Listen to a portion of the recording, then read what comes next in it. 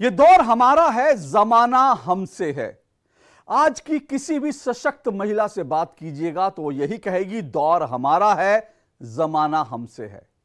और इसमें शक भी क्या है, आज महिलाओं का जमाना है, महिला सशक्तिकरण का दौर है। लेकिन आज की ही बात क्यों करें? अगर हम अपने वेद पुराणों में, प्राचीन ग्रंथों में जाएंगे तो वहां भी नारी के महत्व को विशेष तौर पर रेखांकित किया गया है। हमारे यहां तो यहां तक कहा गया, यत्र नारेस्तु पूज्यन्ते रमन्ते तत्र देवता, अर्थात जहां नारी की पूजा होती है वहां देवता निवास करते हैं। इसमें कोई दो राय नहीं। हालांकि सबके बावजूद हमने ये भी देखा है, नारियों पर, महिलाओं पर किस तरह से अत्याचार होते रहे, किस तरह से महिलाओं के खिलाफ जो है अपराध जो हैं उनका ग्राफ बढ़ता जाता है। ये भी हम देखते हैं और इसको लेकर चिंता भी होती है। लेकिन हमारे यहाँ ये भी कहा गया है, नारी नारायणी, नारी तू नारायणी, यानी कि नारी जो है वो नारायणी स्वरूपा है, वो सर्वशक्तिमान है। इसलिए आज डीडी दस्तावेज में, प्रसार भारती आर्काइव से हम आपको कुछ ऐसी महिलाओं की प्रेरक कहानियां दिखाएंगे जिनकी जो कहानियां हैं वो देश ही नहीं दुनिया में अपना डंका बजाती हैं, और ऐसी महिलाएं जिन्होंने सफलता के झंडे अपने गाड़े हैं। नमस्कार, मैं हूं अशोक श्रीवास्तव और आप देख रहे हैं डीडी दस्तावेज।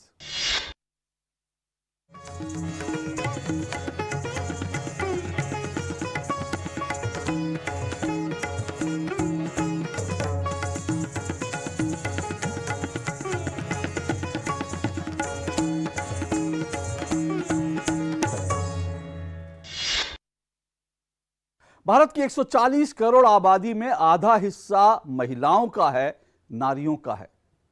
और इसीलिए अगर भारत को आगे बढ़ना है, देश को आगे बढ़ना है, तो ये बड़ा जरूरी है कि देश की ये जो आधी आबादी है ये भी दरअसल आगे बढ़े। हालांकि महिलाएं अपनी जिम्मेदारियों को बखूबी निभाती हैं। कठिन परिस्थितियों में वो अपनी शक्ति का परिचय देती हुई नजर आती हैं।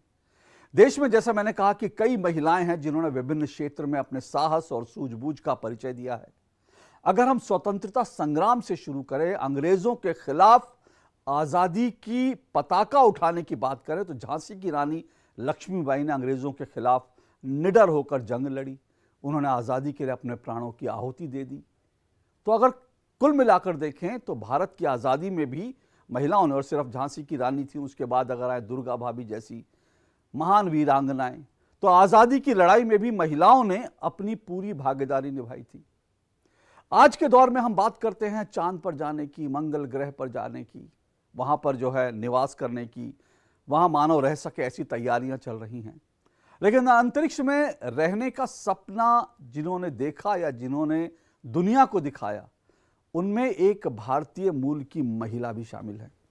इन महिला का नाम कौन नहीं जानता, ये है, इनका नाम है कल्पना चावला। कल्पना चावला भारतीय मूल की पहली महिला हैं जिन्होंने अंतरिक्ष तक का सफर तय किया। उनकी इस उपलब्धि से महज महिलाओं को प्रेरणा नहीं मिली, बल्कि भारत के लिए भी गौरव का और विश्व के लिए भी एक ऐतिहासिक पल था जब कल्पना चावला दरअसल अंतरिक्ष में गईं। सुनिए ये clip. When a child laughs, 1,000 angels are born. When a child dares to dream to reach the stars and traverse the galaxies, a Kalpana is born.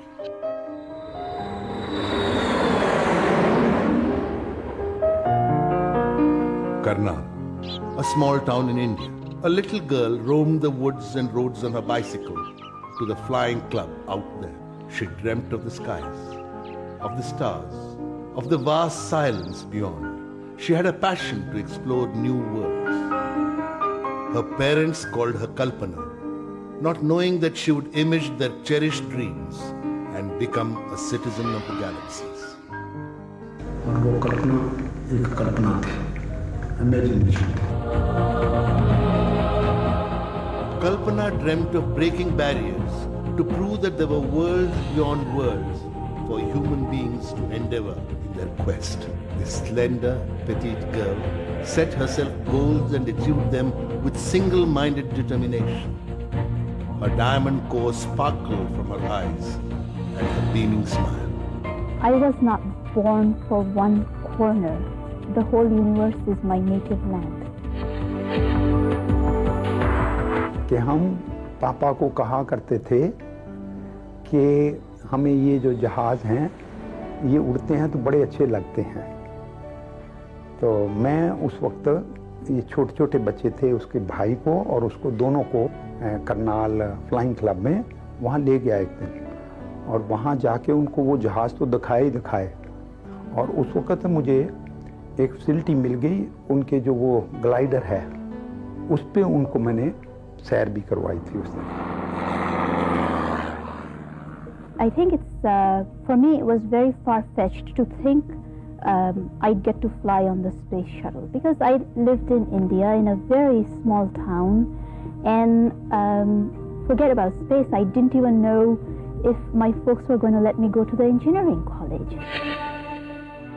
Her first step in education thus began.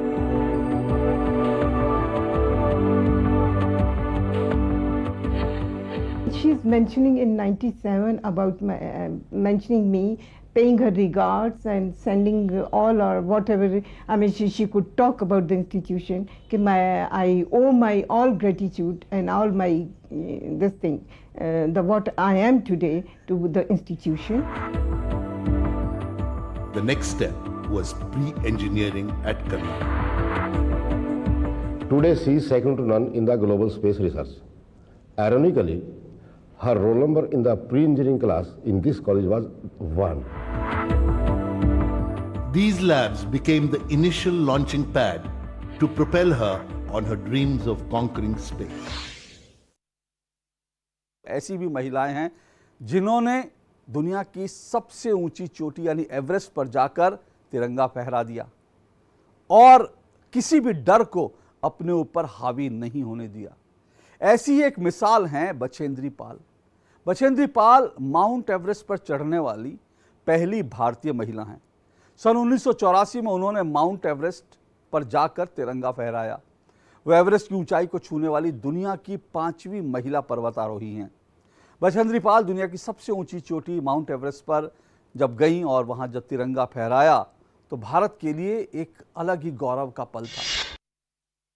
पहला पहाड़ तो घर में चढ़ना पड़ता है, और लड़कियों को जो भी अचीव करते हैं, जो भी अपना ठानती हैं जिंदगी में कुछ करने के लिए और अचीव करती हैं, वो अचीवमेंट जो है वो लड़कों से तो कई गुना ज्यादा उनको संघर्ष करना पड़ता है। यही मेरे केस में भी था। जब मैंने माउंटेनियरिंग चुना, तो बेरोजगार थी, कभी सोचा नहीं था कि मैं माउंटेनियरिंग करूंगी, लेकिन बेरोजगार थी तो मैं घर में ऐसे ही बैठे रहना भी मुझे कभी पसंद नहीं था। कुछ न कुछ पिकनिक में जाती थी, कुछ न कुछ घर में, कभी कुछ ड्रामा करती थी, कभी कुछ करती थी। वो बहुत क्रिएटिविटी बहुत थी। चुपचाप बैठे रहना पसंद नहीं था। हायर एजुकेशन मैंने लिया, लेकिन उसके बाद जॉब मिलना तो इतना आसान नहीं था, और उसी दौरान मैंने ये माउंटेनियरिंग का ये किया। इंदिरा जी से मैं बहुत प्रेरित होती थी, क्योंकि जब मैं 8th 9th क्लास में थी तब इंदिरा जी का विषय में, वो प्राइम मिनिस्टर थी या कुछ इलेक्शन चुनाव में ये होता था, तो मैं बहुत उनसे इंस्पिरेशन होता था कि महिला होकर के देश को लीड कर रही है। भले ही देश के एक छोटे से कोने में क्यों न हो, लेकिन ये भावनाएं मेरी बहुत ऊंची थी। और कभी पेपर में इंदिरा जी का दिखती थी फोटो किसी स्पोर्ट्स पर्सन के साथ, तो मैं सोचती थी कि देखो ये लोग कैसे इंसान है, जो कौन है ये जो जिनको लोग घर घर में पढ़ रहे हैं जिनके विषय में, और इंदिरा जी के साथ में फ्रंट पेज में फोटो। और एक दिन मेरा भी हुआ। अगर ड्रीम देखो, मेहनत करो, हौसला बुलंद रखो, वो जज्बा हो कुछ अचीव करने का, तो मैं सोचती हूँ सबका सपना जरूर साकार होता है। और मेरा तो हुआ, जितना मैंने सोचा था उससे 10 गुना ज्यादा हुआ। मैं अपने पैर पर खड़ी हुई और इतने शान से टाटा स्टील जैसे कंपनी में एक सीनियर एग्जीक्यूटिव हूँ, फुल्ली एम्पावर्ड हूँ, एक पूरा फुल फ्लेजेड डिपार्टमेंट चला रही हूँ। सिर्फ अपने कंपनी के लिए नहीं, पूरे देश के लिए भी प्रोग्राम करती हूँ। और दूसरी बात की इंदिरा जी से मिलने का था, वो मिली मैं 1984 में, और जब मैं मिली उनसे तो उन्होंने कहा बछेंद्री अब तुम क्या करोगी एवरेस्ट चढ़ने के बाद। और मैंने कहा था कि मैं यूथ में, युवा वर्ग में एडवेंचर मतलब साहसिक खेलकूद में प्रमोट करूंगी। तो उन्होंने कहा विमेन में क्यों नहीं, रूरल विमेन में जरूर, ग्रामीण महिलाओं के लिए, ग्रामीण महिलाओं को भी ये एडवेंचर में शामिल करो, ताकि लोग मेहनत करेंगे, खुशी खुशी मेहनत करेंगे। तो ये महान लोगों से जब जब मिली हूँ, उनका चंद क्षण जो उनके साथ गुजारे हैं, बहुत इंस्पिरेशन, बहुत प्रेरणा, और जीवन में जैसे एक गाइडलाइन की तरह मिलता है कि हाँ, उन लोगों से मिलना ही एक जिंदगी को बहुत एक डायरेक्शन देती है, एक दिशा देती है। दुनिया के हर पर्वतारोही का सपना होता है कि वो अपने जीवन में माउंट एवरेस्ट की चोटी पर जाकर एक बार जरूर अपने देश का तिरंगा फहराए। इस कोशिश में हर साल कई लोग अपनी जान भी गंवा देते हैं। जब भी कोई पर्वतारोही माउंट एवरेस्ट की चोटी को फतह करता है तो वो अपने नाम कई रिकॉर्ड भी बनाता है। संतोष यादव दुनिया की पहली ऐसी महिला हैं जिन्होंने माउंट एवरेस्ट पर एक बार नहीं बल्कि 2 बार चढ़ाई की। संतोष यादव ने मई 1992 में और फिर मई 1993 में माउंट एवरेस्ट को फतह किया। संतोष यादव हरियाणा के रेवाड़ी जिले के एक छोटे से गांव जोनियावास में पैदा हुई थी। क्यूरियोसिटी जो है एक ऐसी चीज है जो मेरी इंस्पिरेशन भी रही है। क्यूरियोसिटी एक ऐसा टूल मेरे पास रहा है जिसने मुझे एवरेस्ट तक पहुंचाया या हिमालय तक पहुंचाया। और मेरी जो शुरुआत हुई पर्वतारोहण की वह ये एक क्यूरियोसिटी से ही हुई है। मैंने कभी देखा नहीं था पहाड़ कैसे होते हैं, बर्फ कैसी होती है, बर्फ से ढके हुए पहाड़ कैसे होते हैं। मैं बहुत ही आपको ईमानदारी से बता रही हूँ, मैं कभी एवरेस्ट चढ़ने का सपना नहीं देखा था शुरू में। मैंने जब सुना इसके बारे में कि माउंटेनियरिंग होता है, वो भी एक कोइंसिडेंस की बात हुई। जब मुझे इसके बारे में ज्ञान हुआ तो मैंने इसको एक जिज्ञासु के रूप में माउंटेनियरिंग करने के लिए चली गई। यहाँ उत्तरकाशी में मैंने इसकी ट्रेनिंग ली। मुझे सबसे बड़ा क्या लगा कि मेरे पेरेंट्स ने इसको एक्सेप्ट किया, मेरे रिश्तेदारों ने इसको एक्सेप्ट किया, मेरे समाज ने इसको एक्सेप्ट किया। और वो एक्सेप्टेंस जो है वो किस तरीके से अपनी खुशी जाहिर कर रहे हैं, केवल गले मिलकर के नहीं बल्कि एक इतना बड़ा तोहफा। मैं इतनी बड़ी थी कि मुझे गांव में कहते थे, साहब क्या कर रहे हो आप, लड़की को दूध मलाई। मुझे अपने पैर पे बैठा मुझे खाना खिलाते थे। माँ भी उतना ही प्यार करती, लेकिन पिताजी का जो एक्सप्रेशन गाँव में नहीं कर सकते, तो मुझे कहते थे गाँव में, अभी भी कहते गले का हार है, संतू बेटा तुम एवरेस्ट पे पहुँच गई। और उनके आवाज जो है वो चौक हो गई। मैंने immediately I could not here, मेरे आज भी आंसू आ रहे, मैं I could not here that moment, you know. Emotional था कि बहुत ही एक भावुक किस्म की एक महिला हूँ और मुझसे बर्दाश्त नहीं हुआ, क्योंकि उस पॉइंट पे हमें बैलेंस रखना है, अपने संभालना है। क्योंकि हमने अचीव तो कर लिया है, लेकिन आप वो नीचे आना संभल करके, वही सही मायने में अचीवमेंट होगा।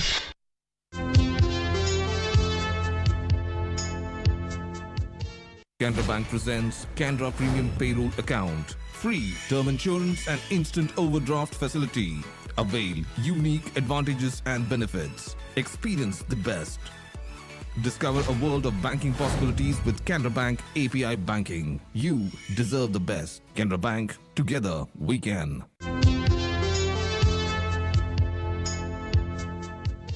भारतीय समाज में सच में महिला सशक्तिकरण जो है उसके सपने को साकार करने के लिए महिलाओं के विरुद्ध जो बुरी प्रथाएं हैं, कुरीतियां हैं, रूढ़ियां हैं, उनको हटाना, उनको दूर करना भी बहुत ज़रूरी है। क्योंकि हम जानते हैं भारतीय समाज मूल रूप से पितृसत्तात्मक है और पूरी व्यवस्था जो है वो पुरुषवादी एक व्यवस्था है। इस पुरुषवादी व्यवस्था में एक खेल जो है, जो खास करके पुरुषों का खेल माना जाता है, जहां भारत में पुरुषों का वर्चस्व रहा, वो है क्रिकेट। आप जानते हैं जब क्रिकेट की बात होती है तो हम सचिन तेंदुलकर की बात करते हैं, राहुल द्रविड़ की बात करते हैं, धोनी की बात करते हैं। लेकिन भारत के क्रिकेट के जगत में अगर इन पुरुष खिलाड़ियों ने बहुत नाम कमाया तो भारत की कुछ महिला क्रिकेट खिलाड़ी भी हैं जिन्होंने भारत का झंडा इस खेल में बुलंद किया। और ऐसी ही एक महिला क्रिकेट खिलाड़ी जो हैं वो डायना एडुल्जी हैं। हालांकि आज तो आप कई महिला क्रिकेट खिलाड़ियों के नाम सुनते होंगे, लेकिन डायना एडुल्जी भारत की ऐसी पहली महिला क्रिकेट की कप्तान हैं जिनका नाम देश और दुनिया में खूब हुआ। अंतर्राष्ट्रीय क्रिकेट में जिन्होंने अपनी प्रतिभा का लोहा दुनिया को मनाया। तो आइए सुनते हैं डायना एडुल्जी को कि दरअसल किस तरह से उन्होंने क्रिकेट को अपना करियर बनाया। I chose cricket mainly because it was a new game way back in 1971. I used to play table tennis and basketball for my school and for the college. But as that time it was a lot of competition and it was not easy to make a name for oneself. I thought a new game like cricket coming in to this country, let me try my hand at something. And I always liked cricket. When I used to stay in the railway colony in Badwa Park, every Sunday I used to play tennis ball cricket with the boys. And I decided that why not have a go. So I went to the Cricket Club of India where the nets were run by Mrs. Alu Bamji. And I entered I went for the entrance test and passed. And hopefully, I think now looking back, it's long, long way, 20 years where I played for the country. I think I made a right decision. The problems of women's cricket initially were there. People used to wonder how could women play this game. Basically, it is played by men. And we had a lot of snide remarks and that women should be in the kitchen and not in the ground. Of course, it was a different matter for us because we knew we could play the game. We had problems with some of the male cricketers. Sandeep Patel also used to say that women should not play cricket. But once he came to watch a game and then immediately he apologized and said that I take back my words, and he realized that women can play the game. There is a difference in the game where the men, it is more force and power, while women, it is more grace and skill.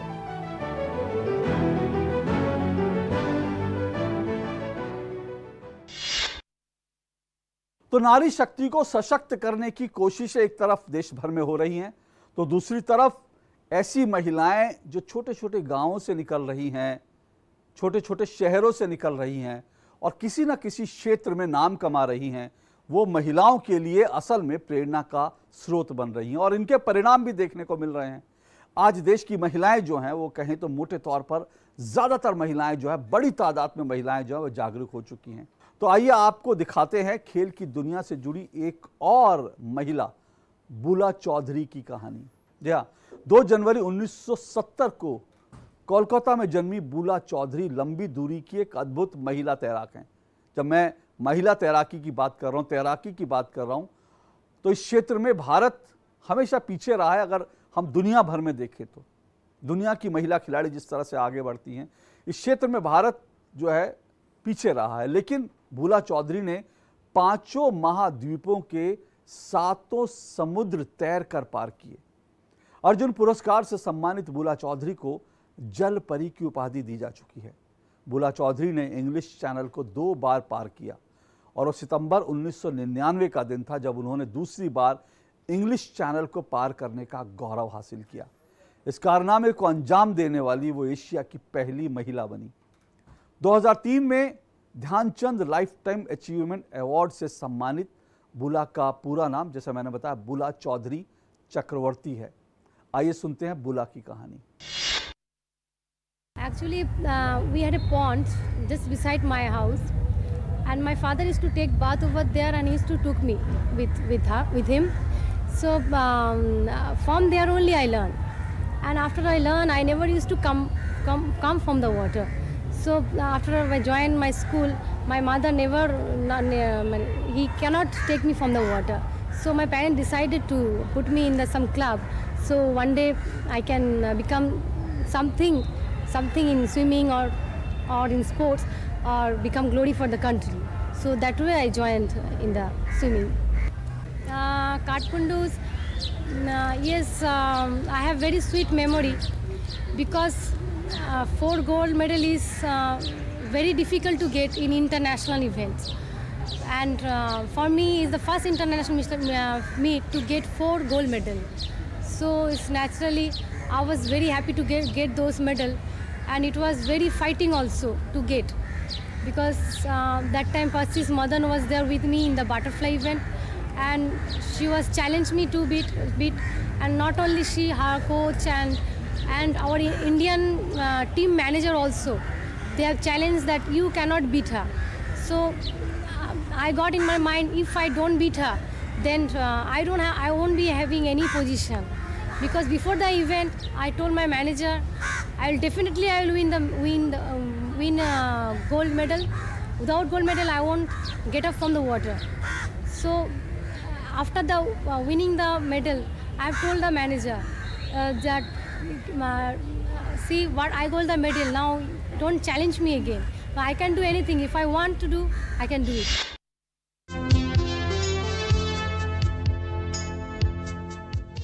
Canara Bank presents Canara Premium Payroll Account. Free term insurance and instant overdraft facility. Avail unique advantages and benefits. Experience the best. Discover a world of banking possibilities with Canara Bank API Banking. You deserve the best. Canara Bank, together we can.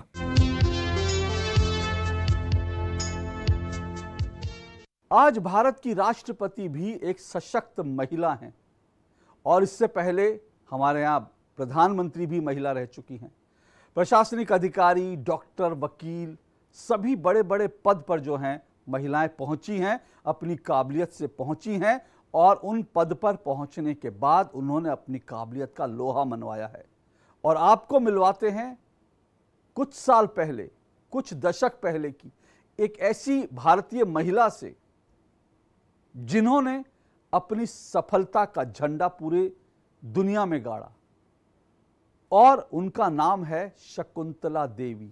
जी हाँ, भारत की famous गणितज्ञ हैं जिन्हें अपने calculation की काबिलियत के चलते ह्यूमन कंप्यूटर कहकर पुकारा जाता था। खास बात यह है कि शकुंतला देवी ने यह कारनामा उस दौर में किया जब दुनिया में कंप्यूटर के बारे में लोग जानते भी नहीं थे और ना ही ये जो कैलकुलेटर हैं ये बनकर तैयार हुए थे। उस दौर में शकुंतला देवी गणित के बड़े बड़े सवाल मिनटों में ज़बानी हल कर देती थी। उनके ऊपर एक फिल्म भी बनी है। आज शकुंतला देवी दुनिया में नहीं है, लेकिन इसके बावजूद उनके हुनर को और उनकी प्रतिभा को दुनिया आज भी सराहती है।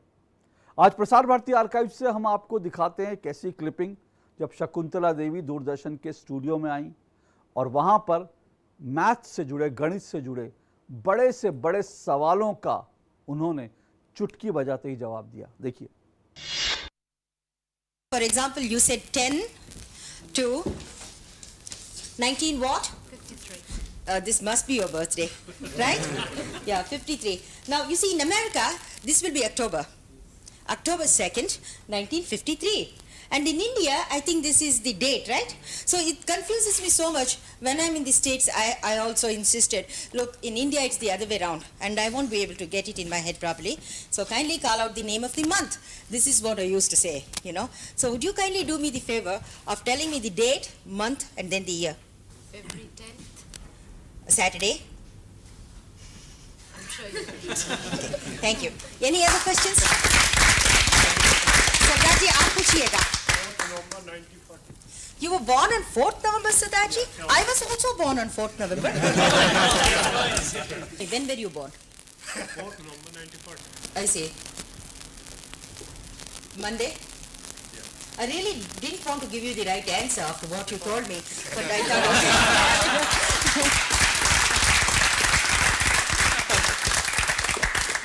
Yes, now I think we should hurry on with some more problems. Now I'll really select one that is very tough. Here is a question by Ranjana. Ranjana, there is something phony about this number, something fishy about this number. It's not in decimals, is it? Integer, but don't now come out with the answer, please. I'm going to find out the answer. But there is something wrong. You've left out a digit somewhere in between. You see, I don't say anything, please, because I'm going to tell you which number you must have left out, okay? Okay, I'll see what number would have a perfect fourth root, then what number of that would have a perfect cube root, and what number of that will have a perfect square. I'll do all these operations in my head and try to find the missing digit. Okay? Just give me a minute. It's a bit tough, but I'll see what I can do. Yeah, I got the number. You see, there should have been a 2 here.